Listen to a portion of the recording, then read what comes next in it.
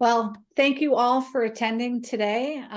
This webinar is going to be part of a series that I will be doing just to be able to share best practices around content, around storytelling, and really helping business owners leverage the power of their content to transform their business, to attract those right fit clients, so that they never have to spend another dime on marketing or business development again if they don't want to.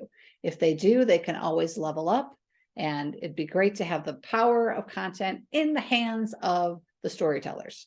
And that is my mission. So I'm going to go ahead and share my screen, and we will start.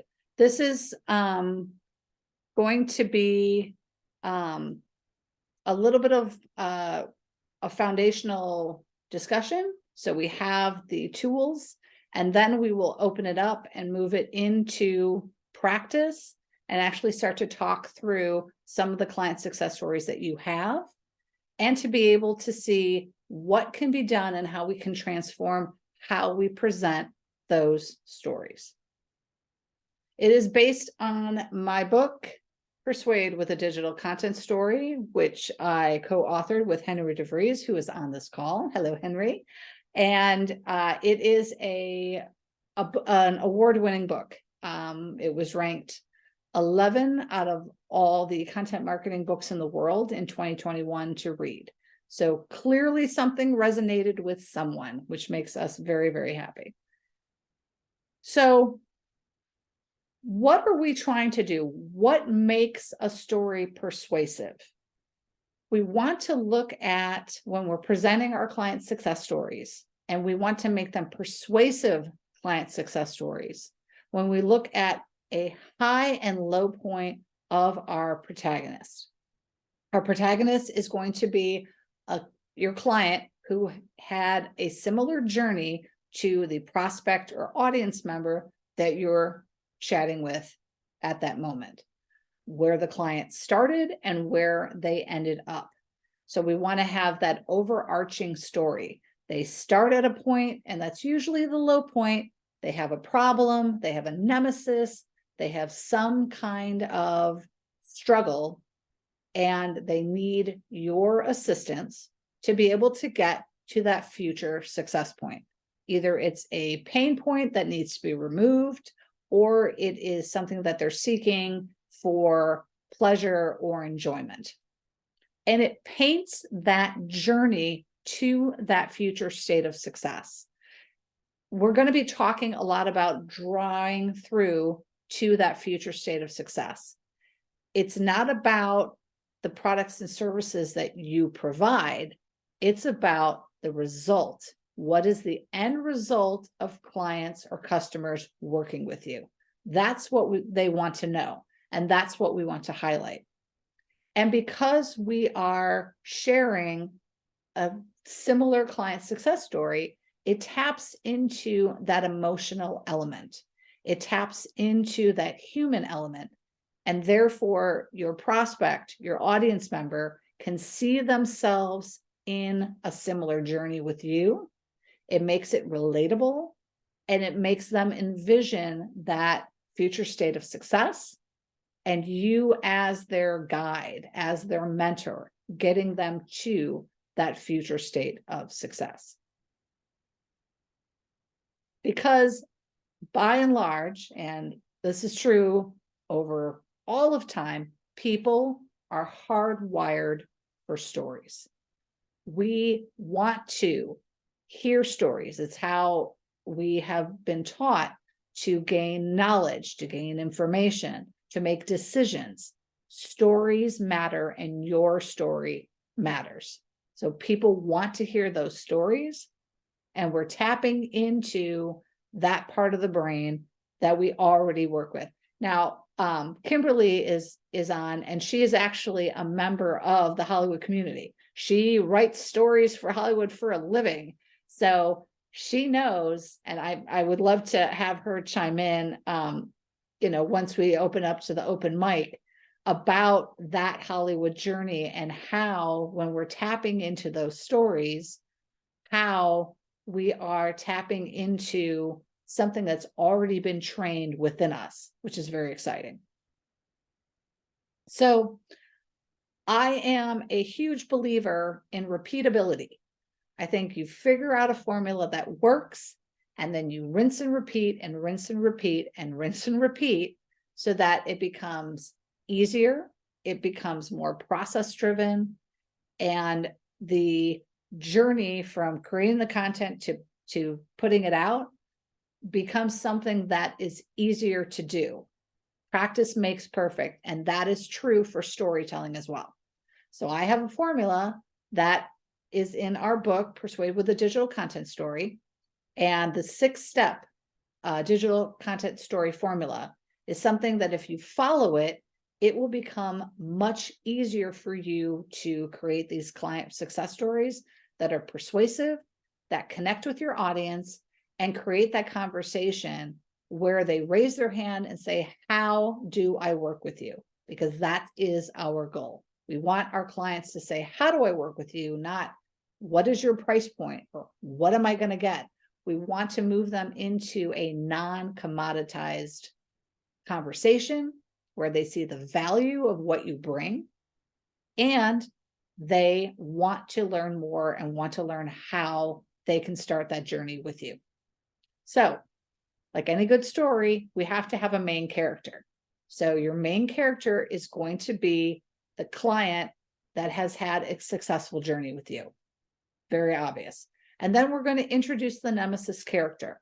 When we talk about the problem that the client overcame, it's a good practice when if you're talking to a prospect or you're creating content for your audience, think about the common problem or problems that that person or those people have. What language do they use? How do they describe it?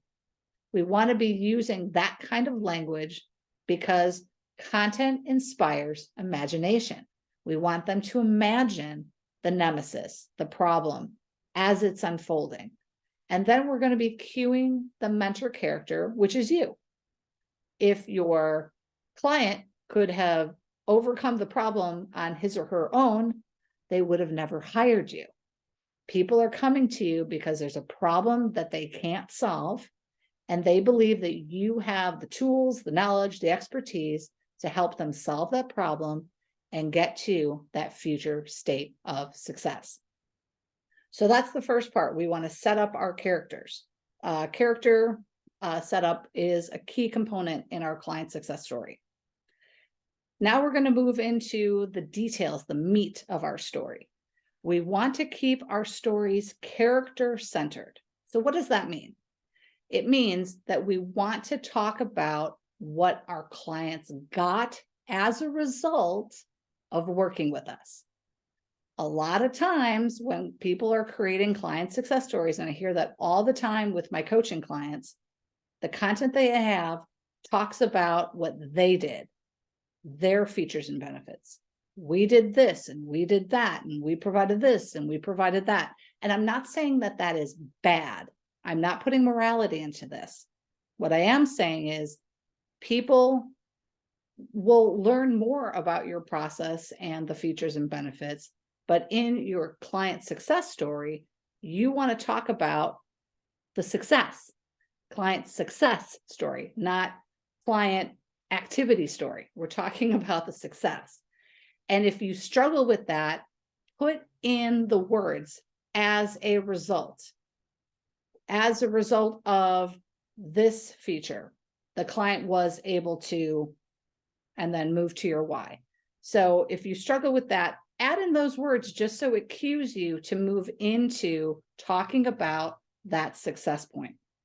And I know this can be really hard for a lot of business owners and a lot of marketers to really wrap their heads around, because they want to stick in the pool of features and benefits. And when you move into talking about that future state of success, you're helping your client envision getting to the point that they want to get to. And again, they are not hiring you for your features and benefits. I hate to break that to you. They're not hiring you for your features and benefits. That is living in a sea of sameness. And the only differentiator from you and every other competitor, when you focus just on that, becomes price point. And that is a one-way ticket to the bottom. You are going straight down to the lowest price point. That is not a conversation I want you to have. Instead, I want you to move into talking about the results, the success, and that is that value statement. You are moving out of your competitor realm. You're talking about what really matters to your prospects and your audience, which is how their life will be when the problem is resolved, when the obstacle is eliminated, or that entertainment or pleasure point has been achieved.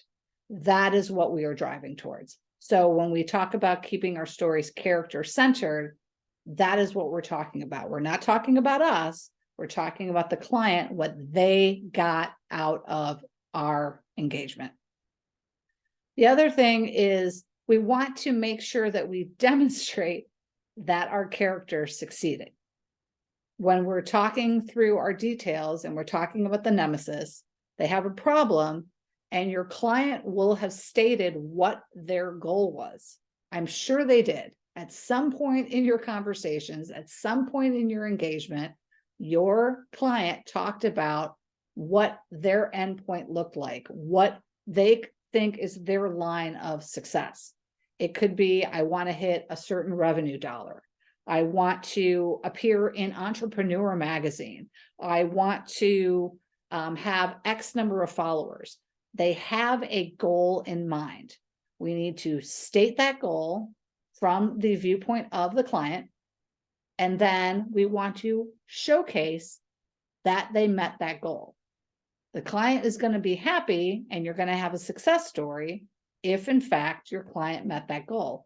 And I am sure your client met that goal, but you have to actually articulate it in the story so that you're showing that final step.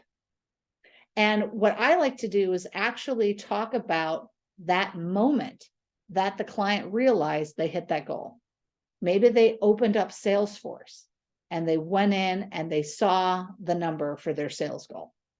Maybe they opened up LinkedIn and they looked at their followers and, oh my gosh, they hit their followers. Maybe they received a copy of Entrepreneur magazine and they opened it up and there they were inside the pages. Paint that picture. That is a powerful high point that clients want to not only be proud of and share, but also prospects want to revel in. They want to see that success. I think Star Wars, and the final scene in Star Wars is that they're getting the medals and they're all being clapped and praised, right? Clearly, the hero, Luke Skywalker, succeeded. It wasn't just blowing up the Death Star, it was also having those accolades and having that recognition. And then we also want to share a moral of the story. This is a great way to end our story, to demonstrate that we've ended our story, and to share one of our own, I like to call them magic words and phrases, something that is a sound bite that helps not only tie the story together, but ties it back to our own personal brand. So again, we're going to do our main character. We're going to introduce our nemesis. We're going to cue in our mentor character, which is you. We're going to keep the details of our story character-centric. As a result of working with myself, my agency, this client was able to. We're going to have our main character clearly succeed.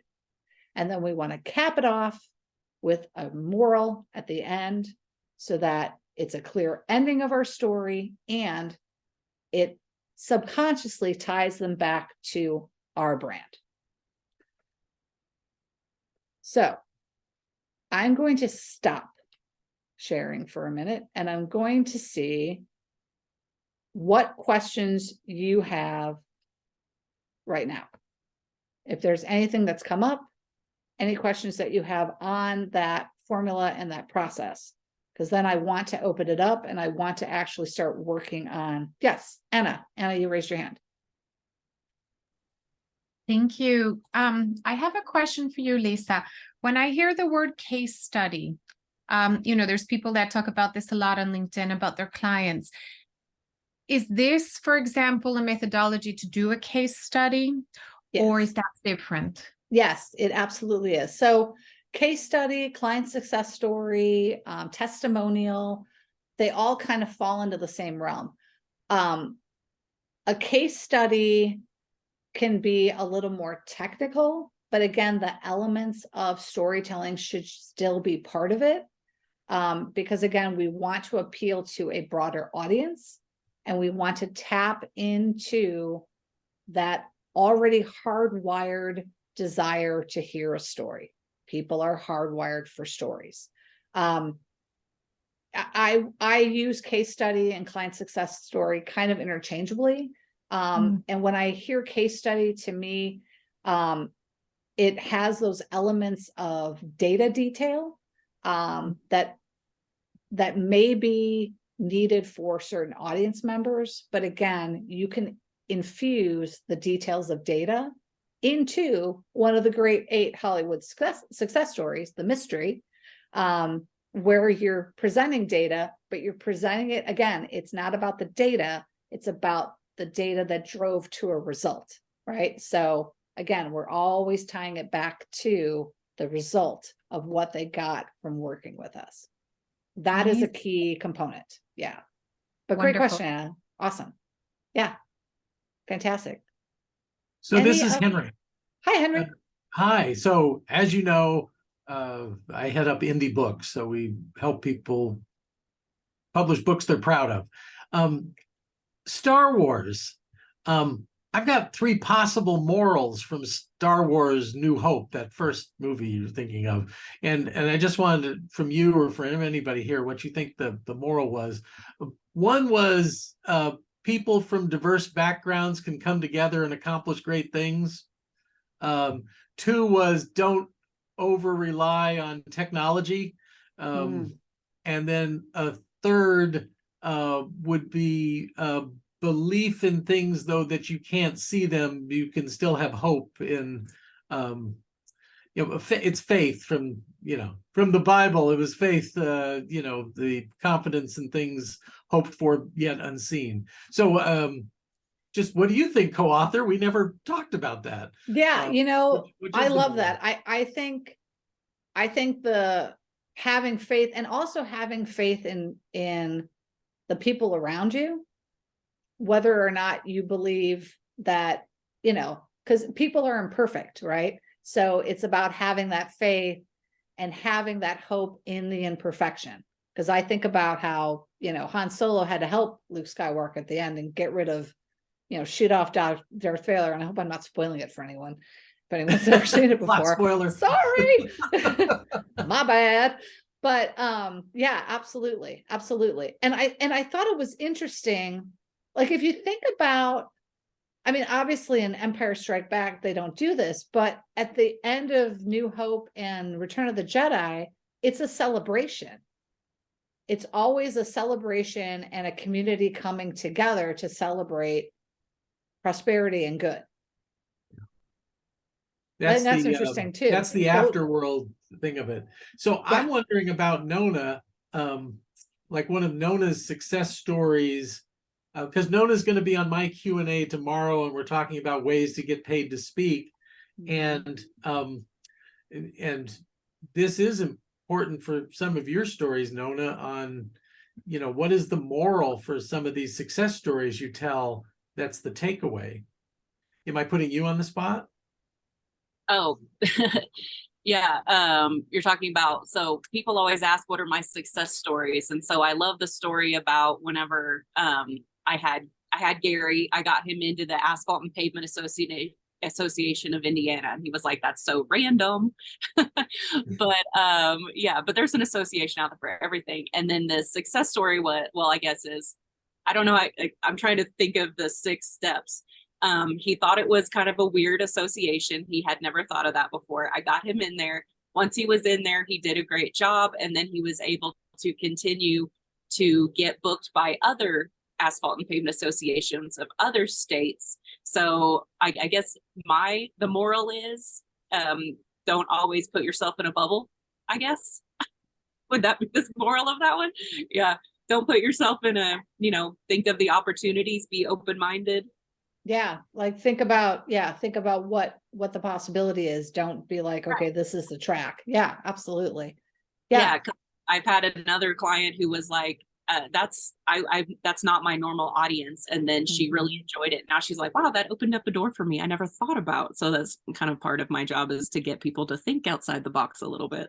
Oh, that's nice. That's awesome. And maybe that's your moral, that it's, or as my niece and nephew say, think outside the triangle. Yeah. Because why does it have to be a box? Yeah. That's Fair. Yeah. Oh, that's awesome. Fantastic. Kimberly put a comment, Shakespeare ended every comedy with a dance. I did not know that, Kimberly. That's interesting and amazing. Very cool. Awesome. And then Jennifer wrote, oh, Jennifer, so you have a couple other morals for Star Wars. I would love to hear this. This will be very good.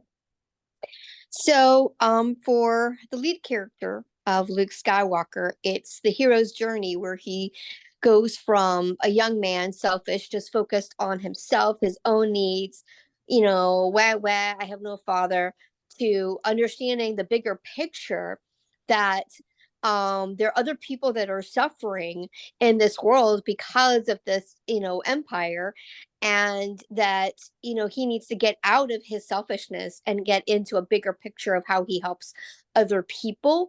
And by doing so, he ends up helping himself. And even in more powerful way than if he had continued in like a very selfish mode. So I feel like it's about that journey of self-discovery, of the bigger picture. So that's one. The other one, I especially love the character of Princess Leia. And what I love about her is her fearlessness. One of the things that, the way they design the movie, Darth Vader has his own intro, right? Dun, dun, dun, dun, dun, so like he has his own intro. So when he walks in, he's got his own intro. He's really tall. The actor's like really tall. And then of course, even taller with the headgear. Right. And he walks in with this formidable, presence. And everybody, like even the higher level ones, are like cowering in fear, like, oh yeah, yes, Darth Vader. Oh yeah, yes. They're all cowering in fear. And she just stands up. She's this tiny little thing, which I relate to because I'm also under 5 feet. So, and she's this tiny little thing, and she just looks up to him like, yeah, whatever. Like, yeah, you don't scare me. You don't intimidate me. Try. Okay. Oh, so you threaten me. Oh, whoop-de-doo. You threaten my country. Whoop-de-doo. You threaten my planet. Whoop-de-doo. She's like fearless. Yeah. And then even when her planet is destroyed, she doesn't go, wah. No, she's just like, she sucks it in.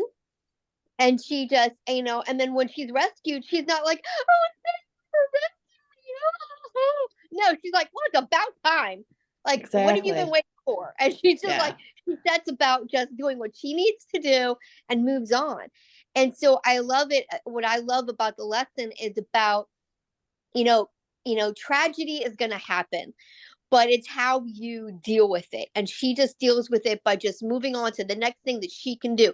She can't fix that problem. She can't bring her planet back, but she can save all the other planets. Right.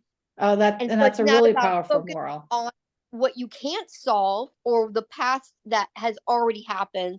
It's about what you can do and your next steps for the future. Right. So I love her character. My favorite. Hey, Jennifer, not for a plot spoiler, but little Leia is standing up to her dad, by the way. Yeah. Yeah. which is Oh, I know. awesome. I know. When you find that out, well, I didn't mention that, but yeah, when you find that out later on, it just adds this whole other layer of like of the hero's journey of like going from child to adult, which is when you finally kind of separate yourself from your parents and you finally are willing to actually stand up from to your parents and differentiate yourself as an adult.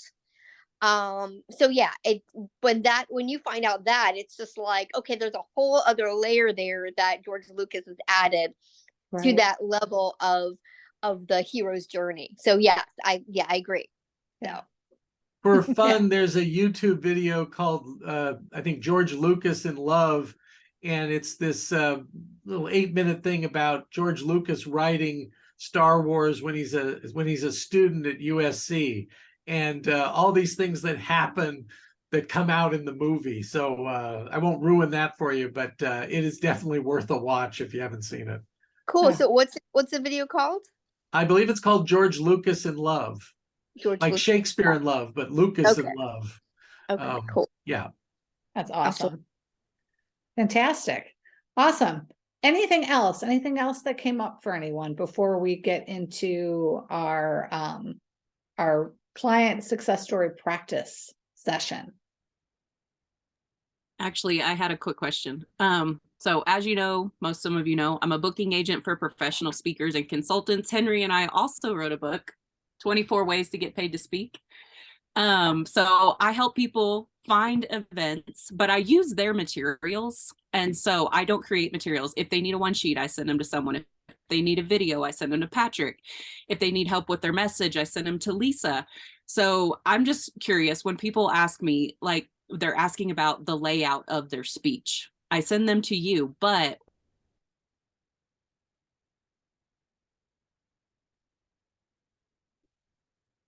And Nona, you're am I the only one experiencing that she's like cutting in and out a No. little bit? I Yeah. think Yeah. that's the cliff. I think they call that a cliffhanger. That's awesome. And she's still stuck.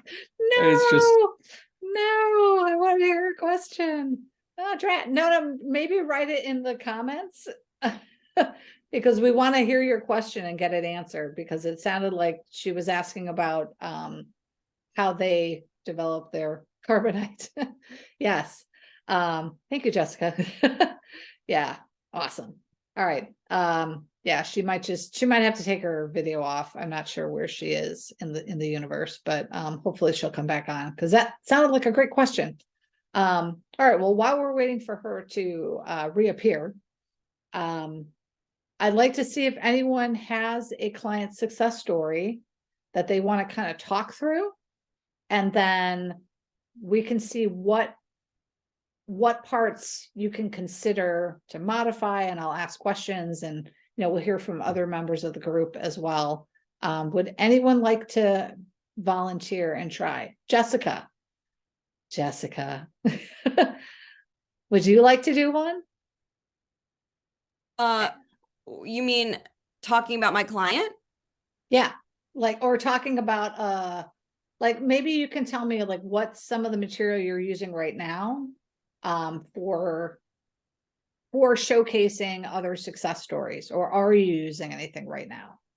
Well, right now I just came on a couple months ago and it's a part-time job, but I am trying to with the CEO, we went around last week to some current providers to get video from them to talk Right. about what the value is so that we can create those materials. But right now we don't have anything.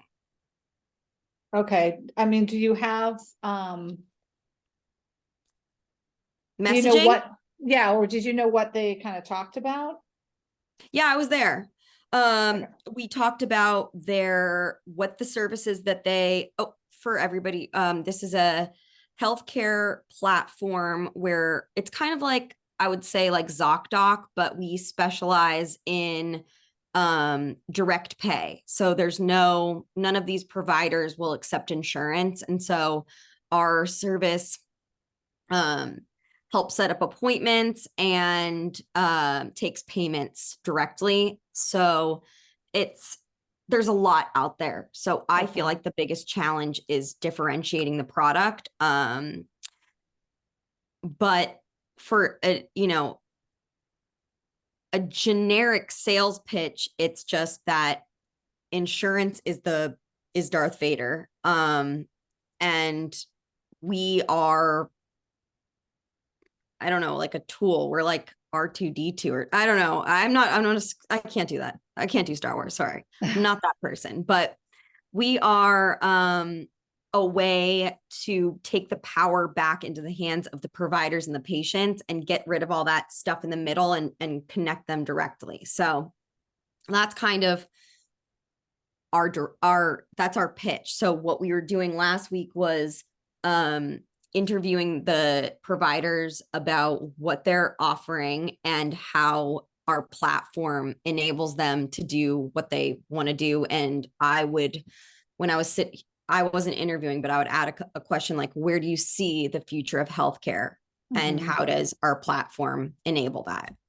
Oh, nice. Okay. That's perfect.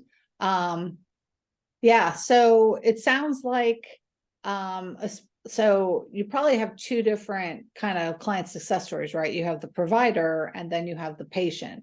So each Right. one is going to have a different issue, although, the nemesis might be similar, the insurance company, but for the provider, it's the paperwork and the loops and hoops that they have to jump through. Turnaround time anything. to get paid. And with Yeah. insurance, I'm learning that there are these relative value units. So it's like its own currency, really, that the government, it's based on what Medicaid sets their pricing at, based on the dollar or the economy, unemployment, how much a provider will get for a certain RVU. And then Right. there's a big book that each procedure is in that book. So Right. no matter what it is, it all moves one way or another. So it encourages providers to do procedures that they don't even need because they need to supplement what they actually need for more money, kind of thing. Right. And you can't and then after you do the thing, then you might not get, for the patient side, then insurance might not cover it, or it's the other way around. It's just a whole big Right. mess. And so, on Reddit, there's a big thread about how people, go around. They'd rather suffer for the rest of their lives than deal with having to go through insurance or pay out of pocket. And, Yeah. it's all of anyway, so I don't want to keep going, but yeah, that's where I'm at is, yes, there are two sides to the coin, but right now we're in our infancy of building up both sides. So we really don't have patients coming to the site. When you look at, and I know it's a matter of Google ads and SEO and backlinks at this point, but there's such an intricate web of our competitive landscape that I'm still trying to map out, because Right. I don't know what I don't know. And my CEO doesn't care about what we don't know. He just cares about, that we have this good product, which I understand, right? Because he's like, I've put money into this and I want to just communicate our product and that should be good enough. And I am kind of pushing back and saying, yeah, but as a consumer or even as a provider, what is in it for them aside from, yes, the basic, you go around insurance, because there are other options for people. Right. Right. So, absolutely. And again, it's that value proposition at the end. What are you doing differently than the competitors that is better, faster, cheaper, more complete, unique, easier to handle? And that's the nugget that you'll have to pull out, because that's something then that you can put into each of your client success stories, because that will resonate with the providers. And then when you have that nugget for patients, that will resonate with the patients. Right.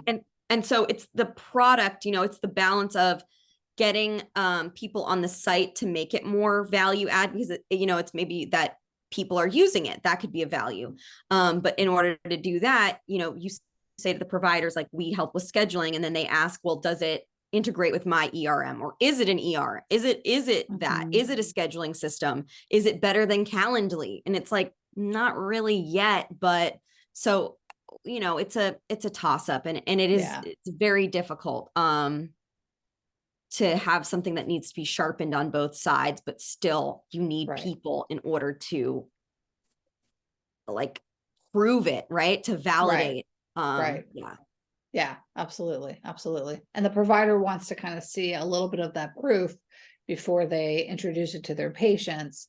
Because again, if you're switching technology or switching to something else, you're now asking people to learn something new. And unless it's intuitive, there is going to be a learning curve, and there's going to be a little bit of pushback on that for sure. Yeah. Yeah. Awesome. So that's where I'm at. All right. Awesome. Cool. Thank you. Nona's back, her power's back from the RV park. So Nona, what was your question you were gonna ask? Oh my, sorry. Yeah, I had to get on my hotspot. Well, I was just thinking, so whenever clients ask me how to actually, because some of them come to me and they're very green, they've never done a speech, and they're even looking for help writing the speech. And I was thinking maybe your 6 steps that I wrote down here would be like a good blueprint for their speech. Oh, Or yeah. is one big story, or are you thinking it would be like a bunch of little stories including this? Anyways, I don't know if you had direction on that, on what you thought was the best setup. I'm always looking for different ways of thinking. So Yeah, I think I would say that it depends. It really depends on the individual. I think about and I think about comedians. Some Mhm. comedians have a very long story.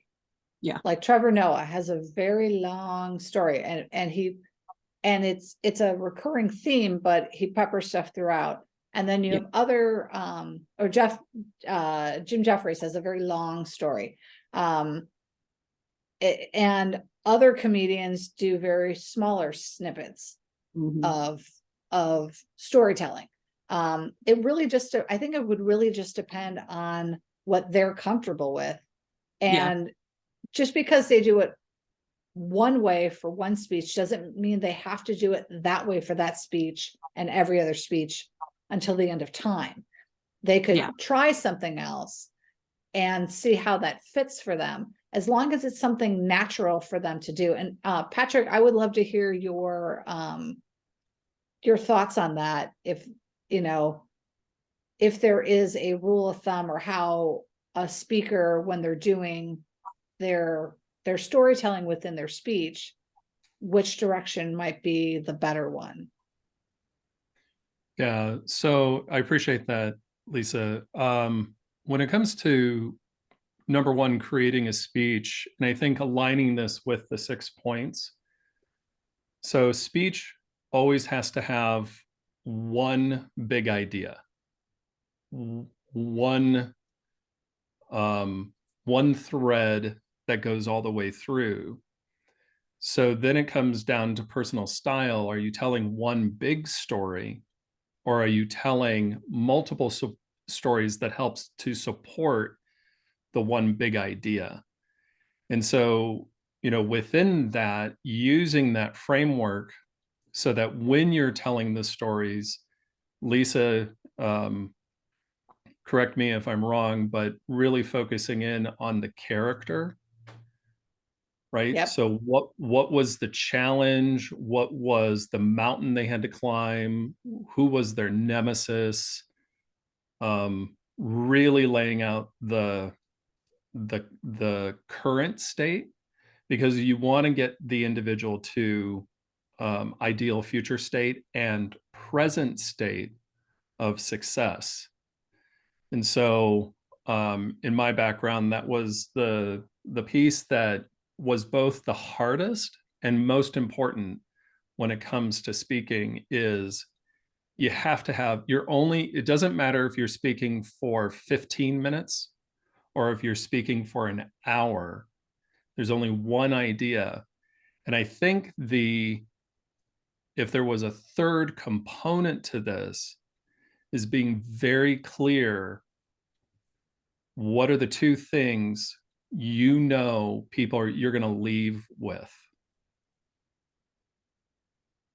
and it's in the storytelling. They're not going to remember the facts and figures. They might, but ultimately it's going to be those stories that people are going to remember, and that's going to link back to that big idea, and it's going to link back to the speaker at the end. Yeah, I totally agree with that. And you saying that, what are the one or two things that the audience leaves with? When I do my speeches, and this Persuade with a Digital Content Story is one of the speeches that I do, I always end with, whether it's a client success story, whether it's my speech, if there's one thing I want you to take away from this, it's this. I mean, I hit them over the head with it. So it's really obvious. And that is my moral. That's always my moral. And when I end that way, number one, I know that I'm at the end. And number two, people who have seen me speak know, okay, she's bringing it home. Like, she's wrapping this up. She's bringing it home. And they know, okay, this is something I probably want to write down. So yeah, I think they can absolutely use this for their speech. And I agree with Patrick. There has to be one main idea, just like in a client success story, you have one client who has one main issue. I'm sure there are other issues and supporting issues, but what's the main one that would be resonating with the audience? Whether you're writing an article about it, whether you're tweeting about it, whether you're standing on a stage and talking about it, what's the one main issue? And that's your idea, right? That this is how you overcome that problem. That's the idea. Yeah. Yeah. I usually tell them it's like, okay, it's kind of like writing an article, but you're saying it a lot longer, more out loud. You have a conclusion, 3 to 5 takeaways of what they can implement, and then conclude it together. But then, like this morning, I was on a call with a meeting professional and one of my speakers, and he just kept shooting out all these points. And I just, like, my head was spinning because he had like 10 different things. I'm going to say this. And I thought, oh my gosh, that's too much. But they didn't buying him. So I was like, well, I don't know, maybe it all works. But I usually just tell them, don't do more than 3. You're going to confuse the buyer. But yeah, that's anyways. So good to know. Yeah. I think I'll start including your 6 steps and then adding on and say there's a couple different ways. I just need like 3 defined ways, not like a million different ways. Right. And I mean, that's great that he has all this information, but what will the audience retain? Exactly. And really, if someone was like, what are the top 3 that I can implement right now to help me get closer to that future state and solve my problem? Like, if you were going to do these, if you were going to pick, do this first, then this, then this. Right. So, and you can, when they're creating their speeches and stuff, yeah, I have, all sorts of, I can have different points, but it's always tied into how to write a story that's persuasive and use a formula to do so. That's it. That's all I want my audience to walk away with. If they can walk away with anything, process, use the formula. It works. Yeah. You and I both know that it's hard to get people to focus on their idea, and they wanted a million. I can speak on everything and this, and then they say, well, which one do you like best? And I'm like, oh man. Yeah. Well, and yeah, I can speak on a million topics too, but the question is, and this ties into, and Anna's got her hand raised, and then I'll grab you in just a second. What do you want to be known for? Right, exactly. What do you want to be the expert in? Yeah, and it's got to be, and it's really one thing.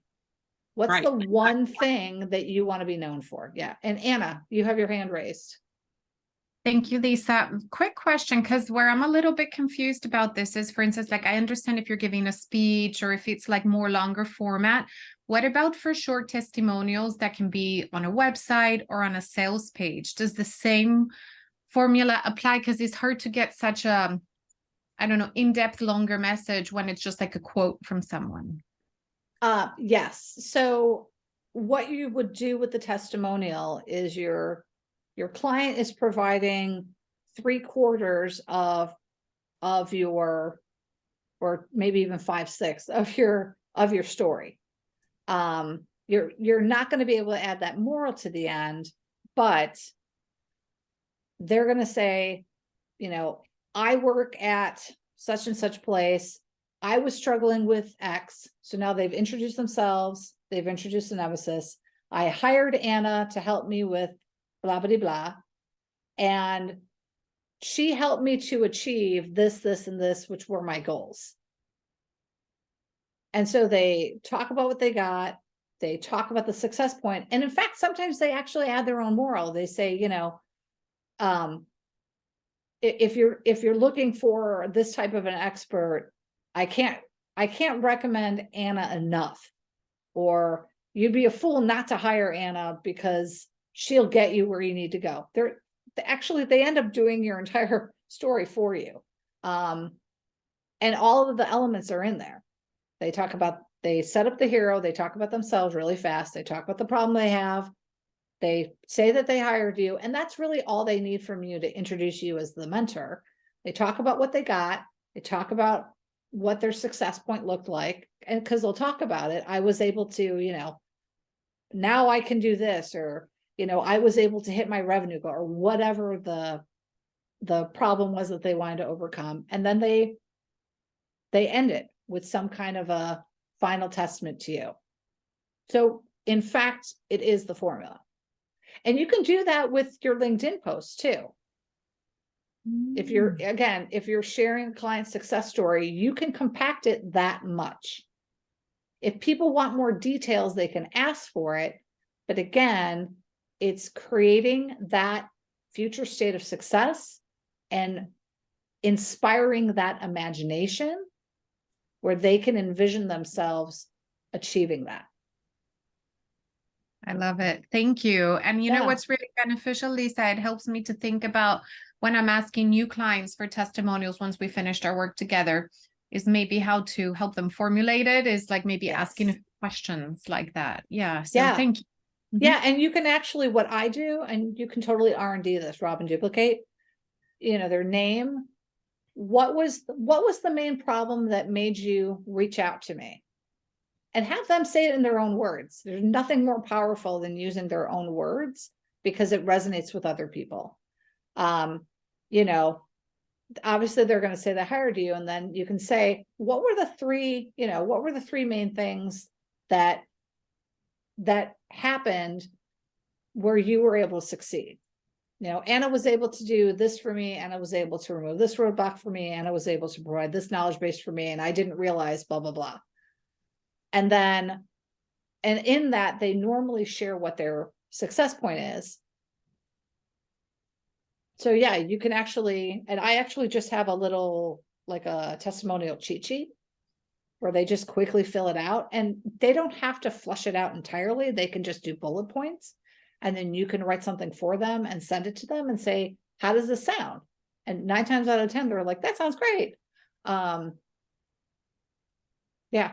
And it could be very short and sweet. Absolutely. Thank you. Yeah, absolutely. Great question. Great question. We only have a few more minutes together. This has gone by super fast. This has been awesome. Any other thoughts, comments? Anybody else? Jennifer, Kimberly, Debbie, does anybody else want to talk really fast about a client success story, ask a question? And I don't want to put you on the spot, just, you know, making sure everyone gets an opportunity to have the mic, as it were. And if you're okay, that's cool too. I guess my only question is, like, for me, sometimes I have a hard time being succinct. I have no problem being verbose. Or I definitely don't have a problem expressing myself.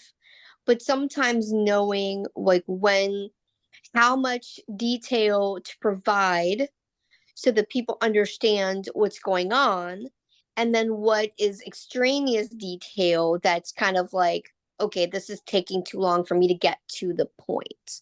Right. that's probably part of my challenge is um not just staying focused, but rather like getting rid of the extraneous details. Because for me, like all the details are Right. Well, because it's your business. Absolutely. well, not only that, but it's a part of the person's story.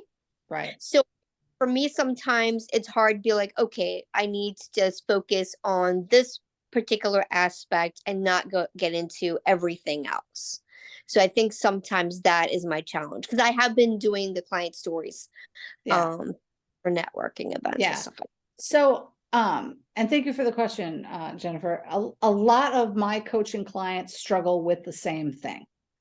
What I would tell you is you can have multiple client success stories for one client. What, when you're talking to a prospect, when you're talking to an audience member, what is their main issue? They might have several problems that they have, but what's like the big one that really keeps them up at night, that if they got clarity, that they got they were able to remove that issue, then they would be like, this is fantastic, what's the next step? If you can focus on that main problem, and it could be for different people, it will be something different, but I'm guessing it probably falls into one of 2 or 3 bigger buckets. So if you focus on the bigger bucket where you're not getting into the minutia, into the detail, I think that would be a great way to start. And again, if what is it that you hear from prospects when they start with you, and what, if you could categorize it, where would it be? And then they will actually fill in the details of the problem themselves. Your audience, because they're hardwired for stories, if you give them the framework, they will start to implement or put in their own minutia details of their issue. And if they have a question, they can always ask you. It's not like this is a one and done conversation. This is a continuation of a conversation that helps with the journey from prospect to client, and the journey through being a client. So don't feel like I only have one shot and I only have one story. You can share one story and feel like it's almost like a chapter, one problem and the results that this client got dealing with that one problem. And then if they have other questions, there's another client that also had a similar problem, and the details around what they got out of when they were able to get over that problem. So think about it in smaller chunks, and think about it in little broader strokes for the problem. And I think that will help you to, and it's not that you won't share the details, you just won't do it all at once. It'll be a journey for that. Okay, so I'm trying to process. So I'm getting from it is that like be very brief with regards to what the actual problem is, and then focus more on how I got them from point A to point Z. And then if they have questions, then fill in the blanks. I would say, yes, focus broad strokes on the problem, but then focus on how the client worked with you to get from point A to point Z.